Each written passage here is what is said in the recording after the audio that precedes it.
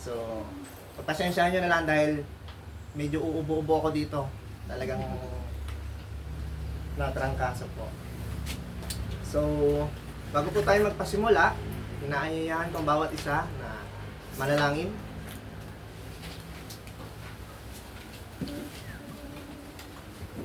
Our merciful Father God in heaven, maraming salamat sa araw na to na pinagkaloob mo. Kami ay nagtitipon dito upang makapag-aralan, makarinig ng salita at makapagpalakasan. Nawa po, gamitin mo ako upang maibahagi ang mabuting balita mo para sa kanila, para sa akin. Nang sa ganon, patuloy kami makalakad sa iyong kabangan at makagawa ng iyong gawain. Maraming salamat po. Kasama ka lang in Jesus' name. Amen.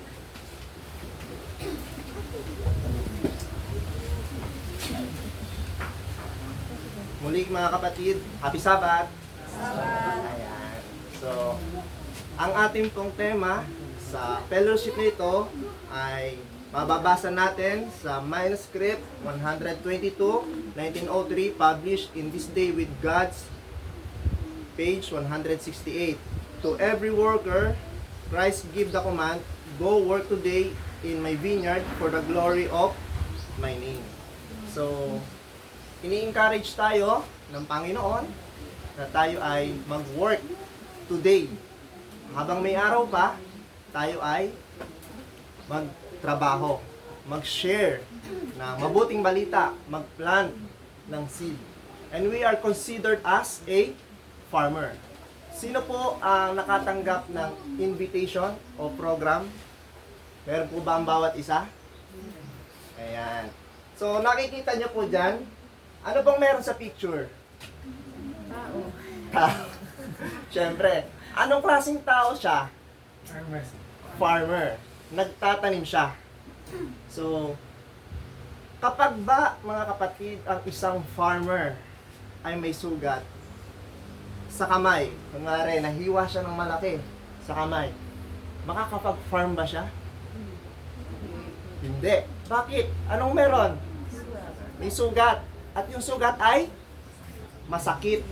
So kapag masakit, hindi mo siya maihahawak ng panglinis ng damo. Kung magtatabas ka, o hindi ka rin makakapag-seeds ng mga buto sapagkat masakit. Anong mangyayari? Ang gagawin ng isang farmer, kanya itong tatalian at ipagpapaliban ang pagtatrabaho. Bakit niya ipagpapaliban ang pagtatrabaho? Para magpagaling. So dahil doon, sa sugat na yon, na-delay yung kanyang trabaho. Paano naman mga kapatid, kung ang may sugat naman, tayo, considered as farmer, ay ang puso natin. At yung puso natin ay nagdurugo. So kapag nagdurugo yung puso natin, ibig sabihin, malaki yung sugat. At hindi literal na tayo ay may sugat sa puso. Ano ang nagpapasugat sa puso natin? Madami. Ano? Halimbawa na dyan mga kapatid, yung mga unkind words. Yung mga masasakit na nasalita ng ating kapwa sa atin. Once na naka-receive tayo ng unkind words or judgment sa ating kapwa, ito ay ating dadamhin. At dahil dyan mga kapatid, kapag naka-receive tayo ng judgment, anong possibility na mangyari sa atin as worker? Naka-receive tayo ng negative, ang gagawin na rin natin sa ating kapwa ay gagawa na rin ng hindi maganda. Kasi yung laman ng ating puso ay babanda sa ating kapwa. Kung tayo ay naka-receive ng judge, magiging judgment na rin tayo sa ating kapwa. At kapag naka-receive tayo ng judgment, possibly, manlupaypay tayo sa ating pananampalataya. Tanong ko mga kapatid, kayo as a brethren, once na kayo ay nakarinig ng judgment sa isang brethren,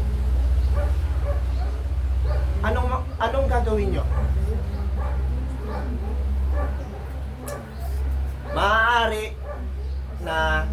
masasakit na salita nila, tayo ay manlamig sa ating pananampalataya. Ano po? At once na tayo ay manlamig sa ating pananampalataya, maaaring tayo ay mag-backslide o mawala sa faith. At tayong mga laborer, kapag nawala tayo sa faith, ano mangyayari sa gawain ng Panginoon? Maantala. So, hindi po ba mga kapatid na yung pain sa ating puso, yan yung judgment na dapat nating alisin.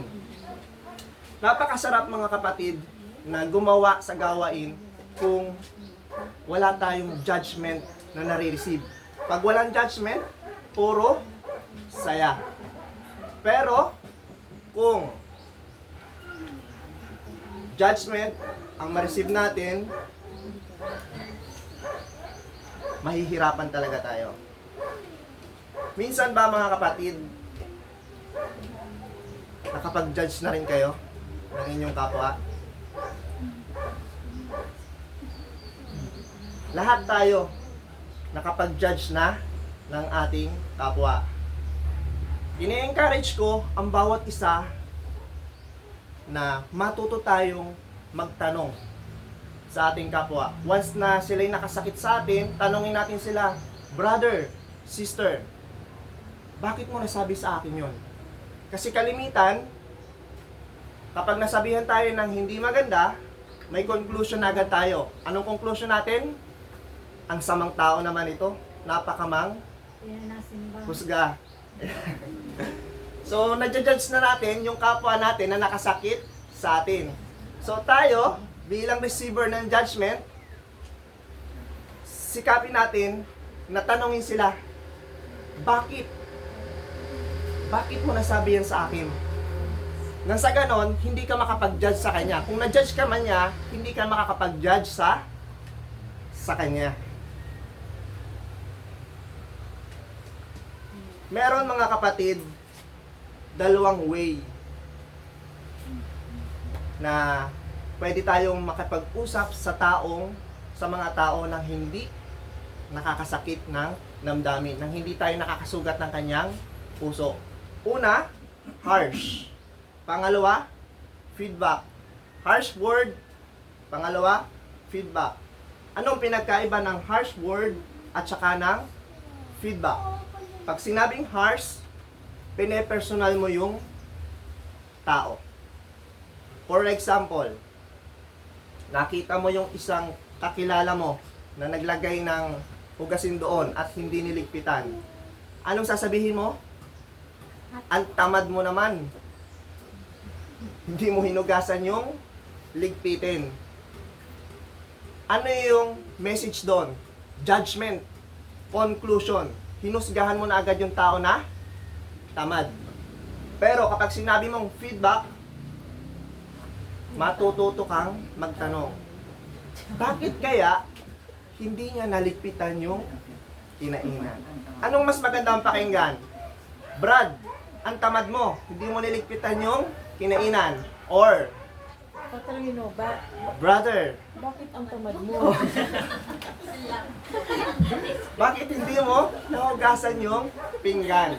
Hindi ba mas masarap pakinggan yun, tinanong ka? Kasi maaari, may dahilan yung tao kung bakit hindi niya nahugasan yung pinggan. So, kapag nagtanong ka, out of judgment. Inintay mo muna yung sagot niya bago ka nagkaroon ng conclusion. Pero doon sa harsh words, nag-conclude ka na agad. Final, sinabihan mo na agad siya na siya ay isang tamad. At dahil sa mga harsh word na yan, ang ating puso ay nasusugatan. At dahil nasusugatan ng ating puso, tayo ay nanlulupaypay, maaaring mawala tayo sa gawain. Hindi nasisimba. So dito mga kapatid, isang uri ng grace. Ang title po ng ating pag-aaralan ay From Judgment to Grace. Yung judgment, panghuhusga natin sa ating kapwa sa pamamagitan ng mga harsh word. Pero yung grace, ito yung patungkol sa nagtanong ka muna sa kapwa mo bago ka nagbigay ng conclusion. Kasi kapag naunawaan mo kung bakit ganun yung sitwasyon, yung ginawa niya, hindi ka mag-judge sa kanya, kundi uunawain mo yung taong nakasakit sa'yo. Kagaya ng Panginoon, everyday nakakagawa tayo ng pagkakamali. Ano po? Ano sa atin? Likas na sa ating mga tao ang gumawa ng masama o magkasala. At dahil sa pagkakasala natin, nasasaktan natin ang Panginoon. Pero ang Panginoon, sa kabila ng nare-receive niyang sakit o harsh word mula sa atin, binibigyan niya tayo ng pangunawa. Inuunawa niya tayo na, ay, hindi pa talaga kaya ni Wilbert na lakaran yung tama. Ang tawag doon ay grace. Binibigyan niya pa tayo ng pagmamahal. Once kasi mahal natin ang ating kapwa at hindi natin hinusgahan, uunawain natin siya. At yun yung grace. We should extend the grace na nare-receive natin sa Panginoon sa ating kapwa na nakakasakit sa atin. So, masarap po bang gumawa sa gawain, mga kapatid, ng walang judgment? Amen. Ano po? Ako kasi, mga kapatid, dumating ako sa punto ng buhay ko na muntik na rin akong umuwi sa gawain dahil halos lahat ng mga nakasama ko ay ginajudge ako. At kapag ginajudge ka, hindi maganda sa pakiramdam, hindi ka makakapokus sa gawain ng Panginoon. Pero praise God, ang Panginoon ay nanalo sa akin. Patuloy pa rin. So ngayon, aalamin natin, mga kapatid, saan ba nanggagaling yung judgment na yan? Bakit ba tayo nakakapag-judge o nakakapaghusga sa ating kapwa? First question, have you silently judged someone this week? Nakapag-judge ba tayo, mga kapatid? Silent, ano na lang tayo? Answered. Judgment often begins in the heart. Mga kapatid, ang panghuhusga natin sa ating kapwa ay nagmula yan sa ating puso. Bakit? Sabi yan sa Jeremiah 17 verse 9. Sabi diyan, ang puso ay magdaraya ng higit kaysa lahat ng bagay at totoong masama. Sinong nakakaalam?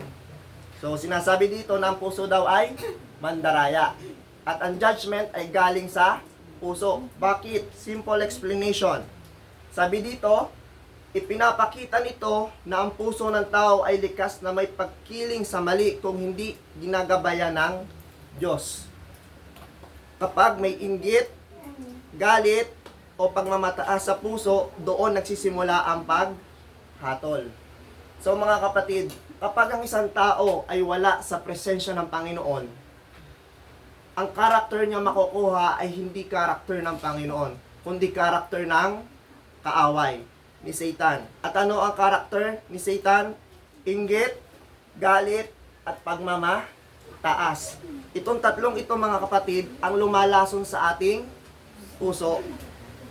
Kapag tayo ay may inggit sa ating kapwa, at lalo't hindi natin nakukuha yung bagay na meron sila, anong ginagawa natin, mga kapatid?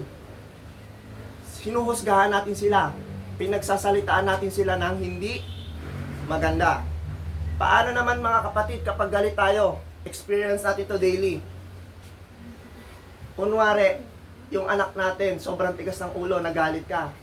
Papaluin mo at i-judge mo siya na ikaw, bata ka, ganito, ganyan. So, yung anak natin mismo ay atin mismong nahuhusgahan sapagkat meron tayong galit sa ating puso. Pangatlo, pagmamataas. Ito yung mga taong mayayabang. May mga tao talaga na mapagmataas sa kapwa. Ikaw ay kanyang huhusgahan. Alam nyo na yon, kung ano yon. Next, sabi naman sa Matthew chapter 12 verse 34, sapagkat sa kasaganaan ng puso ay nagsasalita ang bibig. Kung ano laman ng puso mo, yun din ang lalabas sa iyong bibig. Kung lason ang nasa puso mo, lason ang lalabas sa bibig. Kung galit, makakapagsalita ka talaga ng hindi maganda sa iyong kapwa. Sabi dito, ang paghatol na lumalabas sa bibig ay bunga lamang ng kung ano ang nasa loob. Kung may masamang pagtingin tayo sa kapwa, lalabas ito sa paraan ng ating pagsasalita. Totoo po ba mga kapatid na kapag ang laman ng ating puso ay inggit, galit at pagmamataas, lalabas talaga ito sa ating bibig. Hindi lang sa bibig mga kapatid, sa ating kilos. Pwede tayong makapanakit physically kapag nasa anger level tayo. Pwede tayong makasuntok, makasampal, at kung ano-ano pa. Yan ang lumalason sa ating puso kung bakit tayo nakakapaghusga ng ating kapwa. Sabi dito, every day, we have the hidden struggle every day.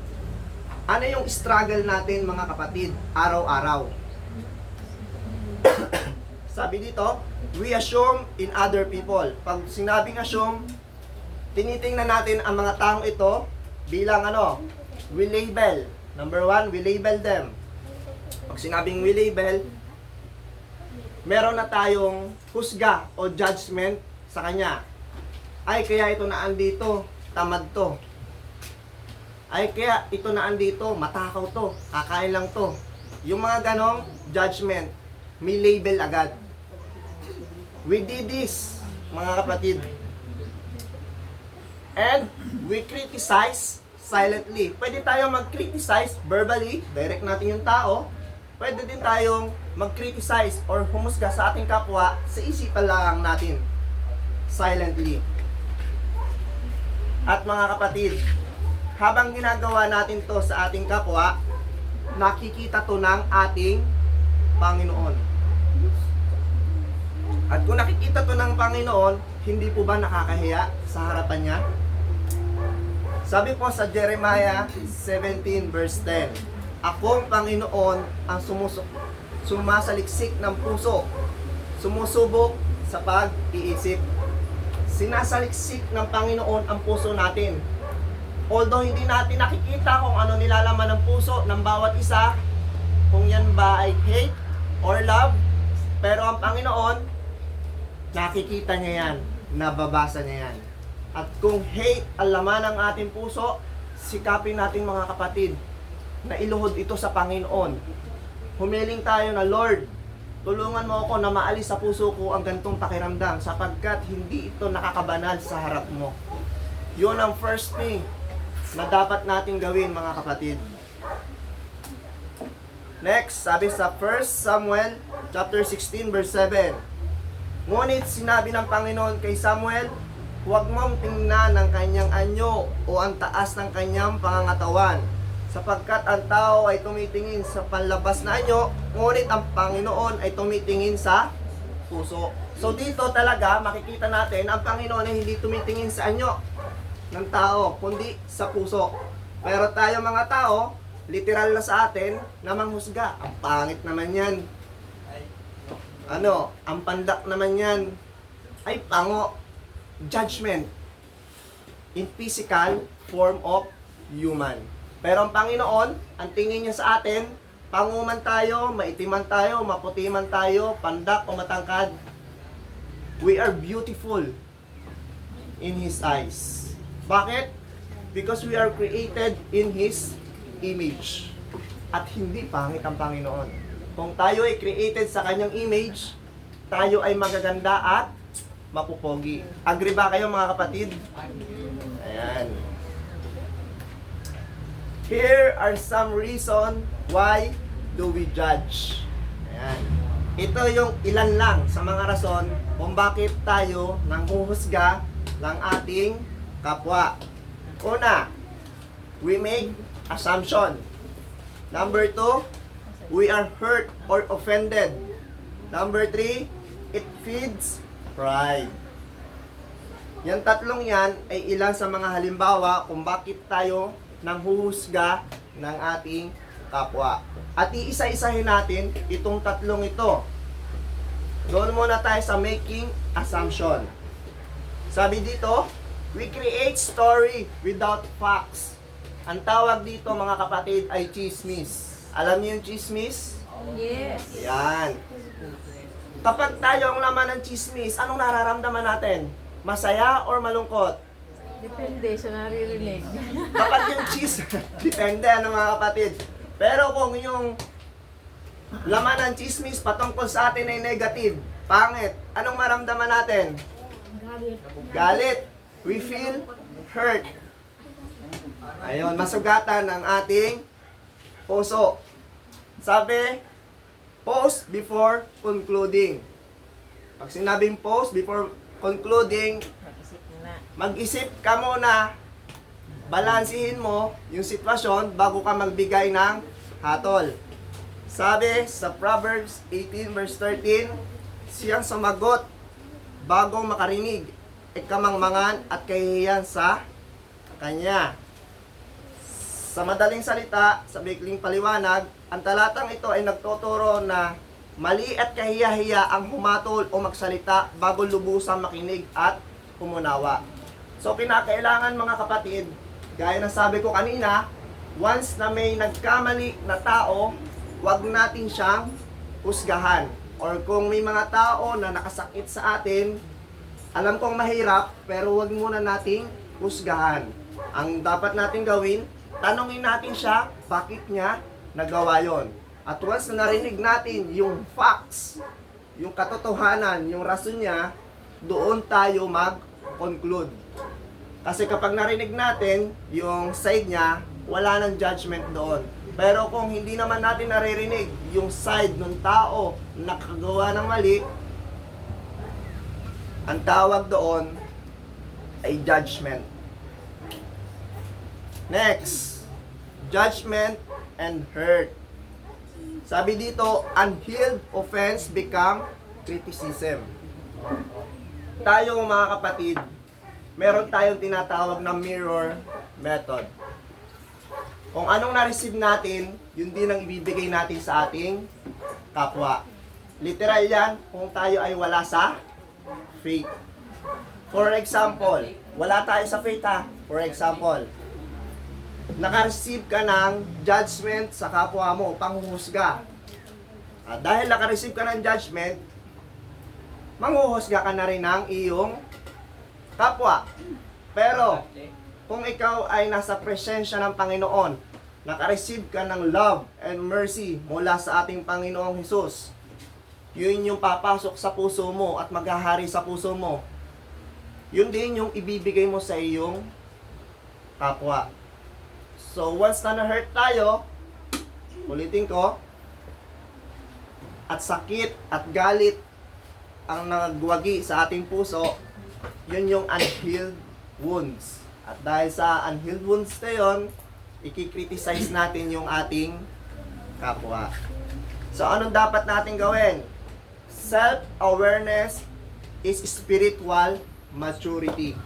Kinakailangan masubaybayan natin yung bawat lumalabas sa ating bibig. Pag-isipan kung ito ba ay kind words or bad words. Kung kind words, makakatulong to para ma-encourage natin yung mga tao, yung mas makakapag-akay tayo ng mga tao sa paanan ng Panginoon. Pero kung bad words ang lalabas sa ating bibig, destruction ang kapupuntahan nito, hindi restoration. Sabi sa Matthew 7 verse 5, mapagpaimbabaw ka, alisin mo muna ang tahilan sa iyong sariling mata, at kung magkagayoy makakakita kang malinaw upang alisin ang puwing sa mata ng iyong kapatid. Ang ibig sabihin niyan, ang tahilan, malaking troso na sumasagisag sa malaking kasalanan natin. Hindi natin nakikita yung sarili nating pagkakamali. Pero, ang nakikita natin, yung puwing ng ating kapwa, yung pagkakamali ng ating kapwa. So, we should examine ourselves first, mga kapatid. Para hindi tayo makapag-judge o makapanakit ng ating kapwa. Isipin natin, kind words ba to? Makakatulong ba to sa kanya? Yan ang isipan ng isang Kristiyano with spiritual maturity. Agree po ba kayo mga kapatid? Next, judgment and pride. Sabi dito, judgment make us feel superior. Paano to nangyayari? Ito yung feeling mo, mas banal ka sa iyong kapwa. I-judge mo yung kapwa mo. Holier than thou. So, kapag tingin mo mas banal ka sa kapwa mo, anong maramdaman ng kapwa mo? Baka matisod sa'yo, matisod sa akin, mawala na sa church. Kahit nagsisikap yung tao na gumawa ng mabuti at ang tingin natin sa kanya ay hindi banal, mawala talaga sa church. So anong kinakailangan mga kapatid? Humbleness. Alisin natin yung pride sa ating sarili. Magkaroon tayo ng humbleness with grace. Sabi sa Romans 5 verse 8, ngunit ipinakikita ng Diyos ang kanyang pag-ibig sa atin na noong tayo'y mga makasalanan pa, si Kristo ay namatay para sa atin. So nakita ng Panginoon na tayo ay makasalanan. So ang ginawa niya, ipinadama niya, ipinakita niya sa atin ang kanyang pagmamahal at awa. Ito yung nung napako siya sa cross. Nung tinubos niya yung ating kaluluwa. Na dapat tayo yung nasa cross, pero siya yung nandun at siya yung nagbayad ng ating kasalanan. So, ganon din dapat, mga kapatid, ang gawin natin sa ating kapwa. Once na nakita natin ang ating kapwa na nagkamali, wag tayong maging superior. Wag masyadong mataas yung pride. I-lead natin sila sa Panginoon. Huwag natin silang i-judge. Ika nga, nagkamali na yung tao, mumurahin mo pa, anong mangyari? Hindi siya mapapabuti. Pero kung yung tao nagkamali at i-guide mo sa Panginoon, ano mangyari? Siya ay mapapabuti. So yun yung grace with humbleness. Another explanation, dagdag, hindi tayo minahal ng Diyos dahil tayo ay matuwid. Minahal niya tayo kahit tayo ay makasalanan. Yun yung good thing mga kapatid. Mahal tayo ng Panginoon at this time na tayo ay nagsisikap magpakabuti. Ang kinakailangan natin ngayon mga kapatid, ihingi natin ng tawad sa Panginoon ang ating kasalanan at tayo ay magpakumbaba. Alsin yung pride. Kasi yung pride, hindi yan karakter ng Panginoon. Karakter yan ng kaaway. Ngayon mga kapatid, sabi dito, what is the warning of the Lord? Warning to para sa mga taong mapanghusga. Mababasa natin sa Thoughts from the Mount of Blessing. Sabi dito, the Thoughts from the Mount of Blessing, chapter Judge Not, page 123, paragraph 1. Sabi dito, he who is quick to accuse, to criticize, to condemn, shows that he himself is not in harmony with the Spirit of Christ. Yung mga taong nag-a-accuse, nag-aakusa, nagki-criticize, at nagko-condemn. Yung condemn, humahatol. Wala sila sa presence ng Panginoon. At kung isa tayo mga kapatid sa mga nag-a-accuse, nagki-criticize at nagko-condemn, i-examine natin ang sarili natin. Delikado tayo. Ibig sabihin, wala tayo sa presence ng Panginoon. Kasi hindi niya yan character eh. Pero kung kind words ang lalabas sa atin, fruit of the Holy Spirit, we are in the presence of the Lord. Next. Page 124, paragraph 2.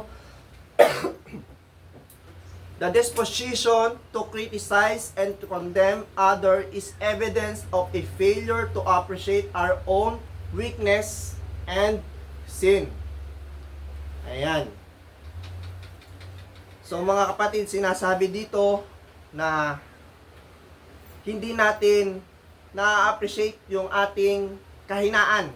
yung ating pagiging makasalanan. Kapag tayo ay holier sa ating kapwa. Nagiging holier naman tayo sa ating kapwa kapag tayo ay walang ginawa kundi humusga at pag-usapan ng hindi maganda yung ating kapwa. Ibig sabihin noon, hindi natin nakikita yung sarili nating mga mali sa buhay. Kinakailangan mga kapatid, makita natin yung sarili natin. At once na nakita natin yung mga kamalian natin sa ating buhay, sa ating sarili, ilapit natin sa Panginoon upang malinis niya tayo. Nang sa ganon, once na malinis tayo ng Panginoon, maging blessing tayo sa ating kapwa. Reflection. Mag-reflect tayo sa buhay ni Christ. This is the heart of Christ. Ano ba ang puso ni Kristo? Sabi sa John 8 verse 1 to 11. Basahin muna natin. Sabi dito, si Jesus ay nasa templo nang dahil sa kanyang isang babae na nahuli sa pangangalunya. Hiniling ng mga Pariseo na parusahan siya sa pamamagitan ng batas ni Moises. Yung batas ni Moises, ang gagawin doon, babatuhin ng bato yung nagkasala hanggang sa mamatay. Pero sabi ni Jesus, ang sino mang walang kasalanan sa inyo, ang una magtapo ng bato sa kanya. Isa-isa, iniiwan ng mga humatol. Si Jesus ay nag-iisa na lang sa babae at sinabi, hindi rin kita hahatulan. Humayo ka at mula ngayon ay huwag ka nang magkasala. So, ano yung heart dito ni Christ? Una, He correct without condemnation. Pangalawa, grace expose sins without humiliation.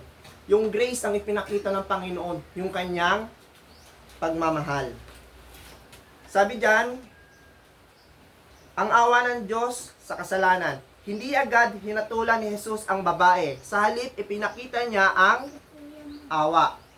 So, ganun din dapat tayo mga kapatid. Ma-adapt natin yon na hindi dapat tayo humatol sa ating kapwa, kundi awa ang maipadama natin sa kanila kung sila ay nasa ganong sitwasyon. Tulad ng sinabi sa Romans chapter 5 verse 8, ipinapakita ng Diyos ang kanyang pag-ibig kahit tayo ay makasalanan. Tayo mga kapatid, makasalanan tayo. Pero ano yung nare-receive natin ngayon at this time sa Panginoon?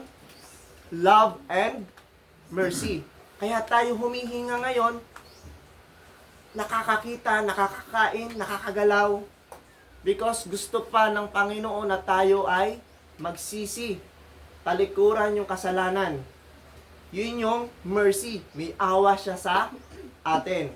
At dahil gusto niya tayo magsisi, love niya tayo. Gusto niya tayong mapabuti. Next, pagsisisi at pagbabago. Si Jesus ay nagbigay ng pangalawang pagkakataon, hindi lamang pag-alis ng parusa, kundi isang tawag sa pagbabago. Huwag ka nang magkasala. So, sinabi doon ni Jesus na humayo ka at huwag ka nang magkasala. Sa salitang yon, nagbibigay ang Panginoon ng hope doon sa babae na magbagong buhay ka na. So tayo mga kapatid, sa mga taong nakasakit sa atin, sa nagkasala sa atin, huwag tayong magalit sa kanila. Maawa tayo sa kanila. At bigyan natin sila ng second chance na makapagsisi sa kanilang maling nagawa sa atin. Gaya ng ibinibigay ng Panginoong Hesus sa atin. Binibigyan tayo ng Panginoon ngayon ng pagkakataon na magsisi kahit sobrang sama na mga pinaggagawa natin. Ano po? Next, observation versus judgment. Replace label with facts. Ayan. Parang yung kanina, huwag tayong mag-judge kung hindi naman natin alam yung katotohanan. Sabi diyan, he is lazy. He missed the deadline. Ano lawis ito? May explain mo? Yung label, yung lazy, yung facts, yung ginawa niya, yung reality, na-miss niya yung deadlines. Ayun.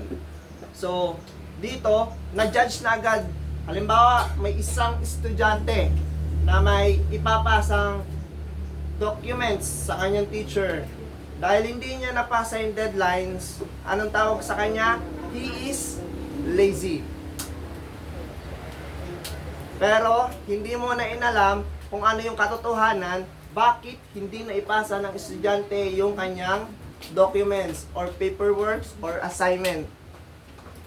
So, kailangan alamin natin yung mga reason ng mga tao kung bakit sila nagkamali or nagkulang para hindi natin sila ma-judge.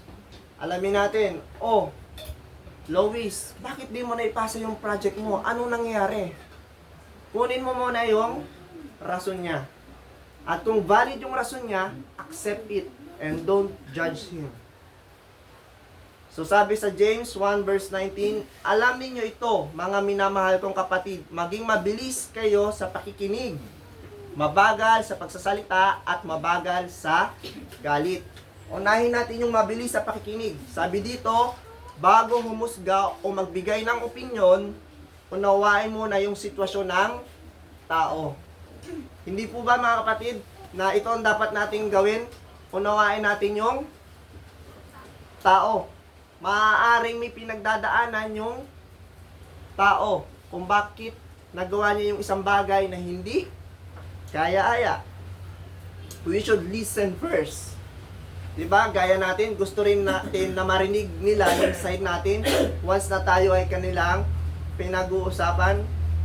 Next, mabagal sa pagsasalita. Ibig sabihin, iwasan ang mabilis na paghatol at mapanibughong salita. Huwag muna tayong humusga. Yun ang ibig sabihin ng mabagal na pagsasalita. Next, mabagal sa galit. Ang galit ay nagpapaalala sa maling paghatol at nagdudulot ng hidwaan. So, kinakailangan mga kapatid, maalis hanggat maaari, maging mabagal tayo sa galit. Ibig sabihin, para hindi tayo magalit, unawain muna natin yung sitwasyon. Kapag kasi hindi natin inuunawa yung sitwasyon, ang maramdaman agad natin ay galit. At kapag naramdaman natin yung galit, anong resulta nun? Anong fruit ng galit? Destruction. Ano yun? Magdudulot ng hidwaan. Magkakaroon tayo ng kaaway. Ano po? Ano po ang sabi sa Testimony for the Church, Volume 5, page 170, paragraph 2?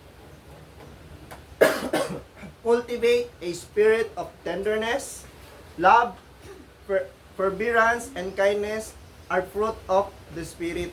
So, kinakailangan natin mga kapatid na i-build ito sa ating sarili. Hindi madali, pero kung uunti-untiin natin ito, ang Panginoon ang magwi-win sa ating heart at hindi tayo makakapanakit ng ating kapwa.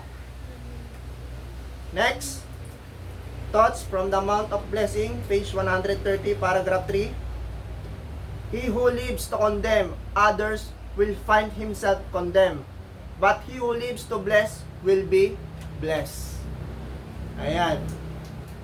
Kung condemnation ang binigay natin sa ating kapwa, condemnation din ang ibibigay sa atin ng ating kapwa. Pero kung blessing ang binigay natin, blessing din ang ating marireceive. Ganon din sa Panginoon. Kung anong sukat ang isinukat mo, yun din ang isusukat sa iyo, sa atin. Tama po ba mga kapatid?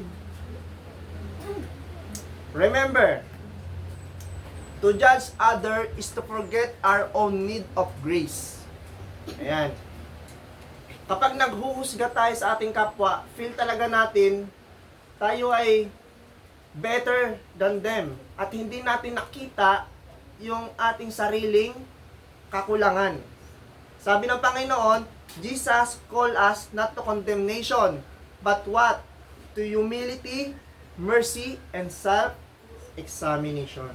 Ito yung tatlong bagay na dapat nating i-apply sa ating sarili. Practical application. Una, examine yourself first. Mababasa natin sa 2 Corinthians chapter 13 verse 5, examine yourself whether you're being the faith. So, ibig sabihin yan, kinakailangan suriin natin ng ating sarili, ang ating puso. Kung ang fruits or yung mga nagagawa natin ba ay blessing or curse sa ating kapwa. Kapag blessing, we are in the faith.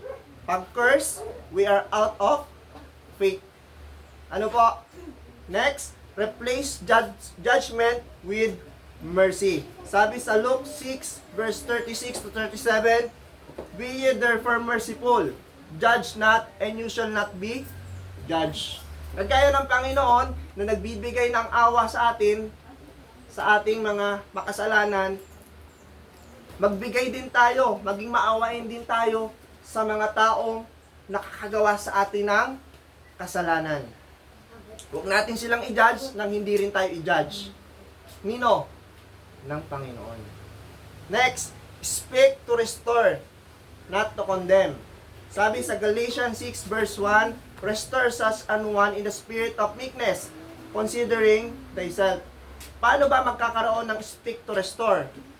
Ang isang tao, kapag sinabihan mo ng mabubuting salita, yung mga broken people. Pag sinabing broken people, hurt people. Yung mga may mga mabibigat na dinadala sa buhay. Full of pain in their hearts. Kapag sila ay sinalitaan mo ng kind words, ma-encourage sila.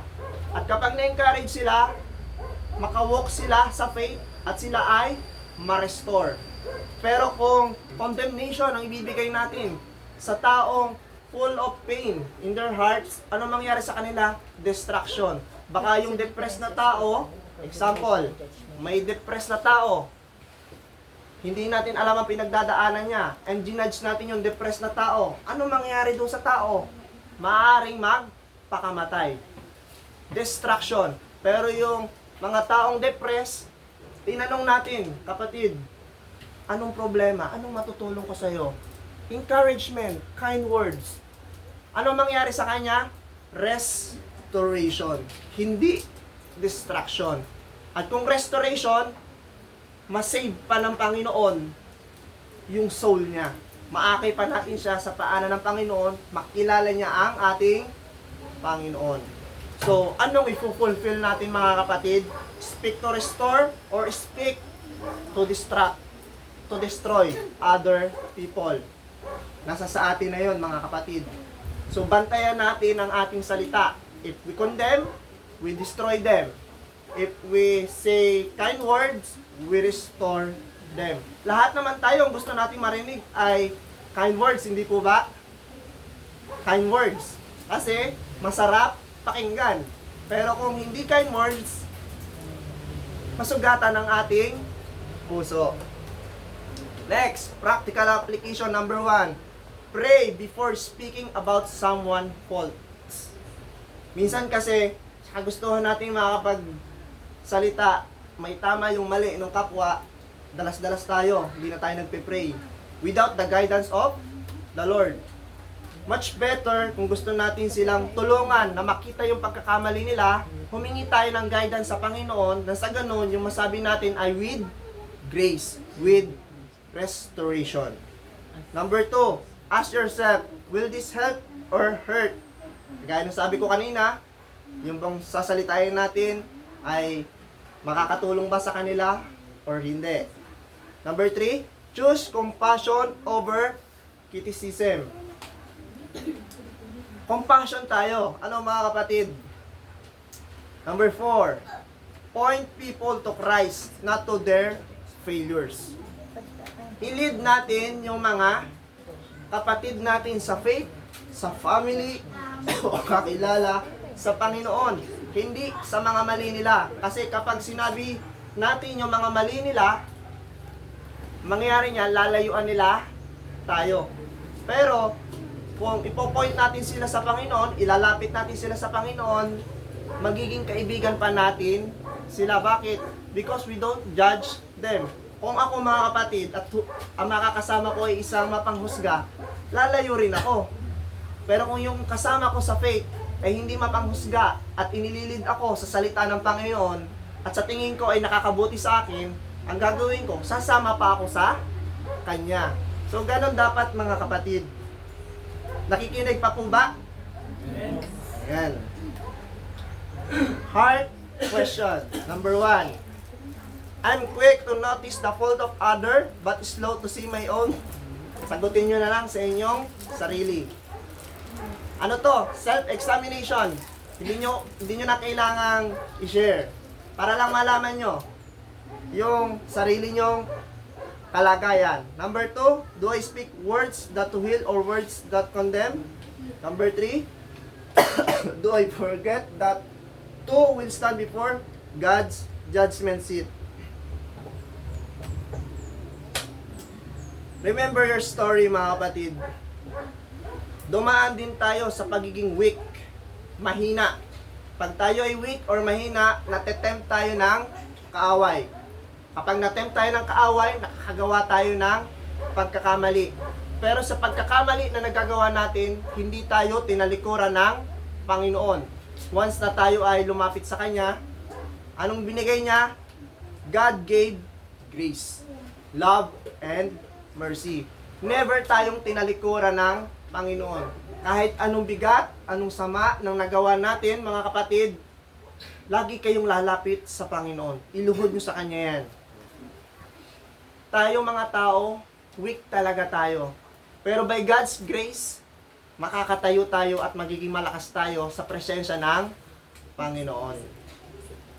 And once na ma-receive natin yung grace ng Panginoon, i-extend natin sa mga brethren natin na nangangailangan din ng pagmamahal.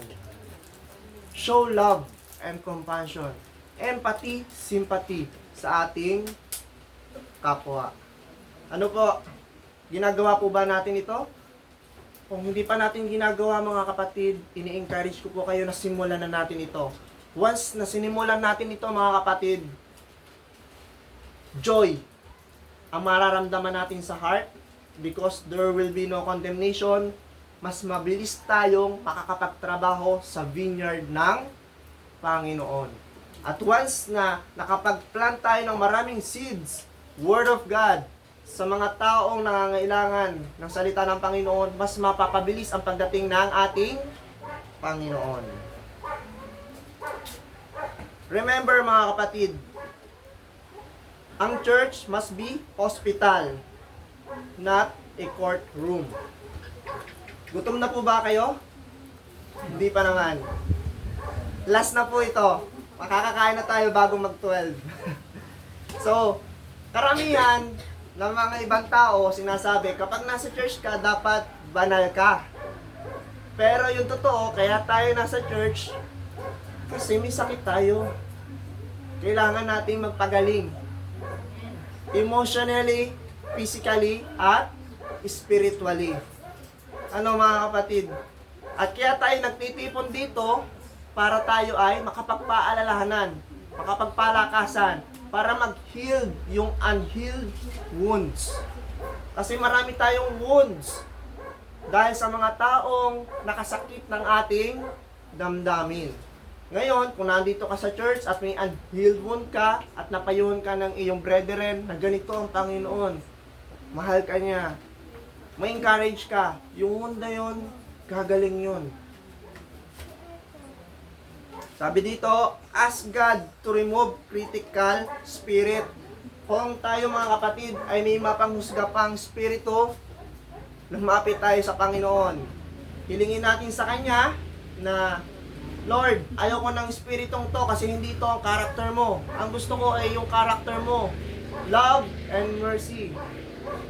Kasi yung love and mercy, talagang ano nun, may ano yun, may empathy and sympathy sa kapwa. Everyone, in-encourage ko kayo na choose grace today. Pag sinabing choose grace today, choose life, choose God, choose kind words. Magiging blessing tayo sa kapwa, hindi lang sa pagkain, sa pera o sa tirahan. Magiging blessing tayo sa ating kapwa sa pamamagitan ng mabubuting salita. At once na nakapagsalita tayo ng mabuti sa ating kapwa at napangiti natin sila, priceless na yon. Amen po? So, yun lamang po ang aking masishare sa inyo and happy Sabbath. Hopefully, na-bless kayo.